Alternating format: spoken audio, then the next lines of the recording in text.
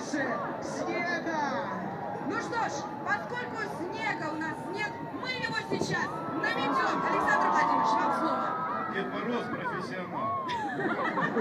Он старался. Ну что, пора дарить людям снег. Снегурочка самая красивая.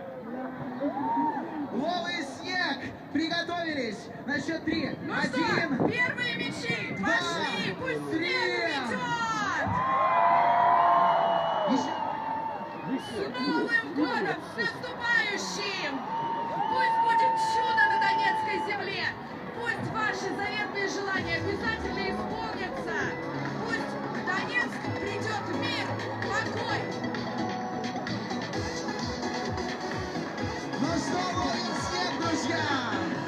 Еще. А теперь кто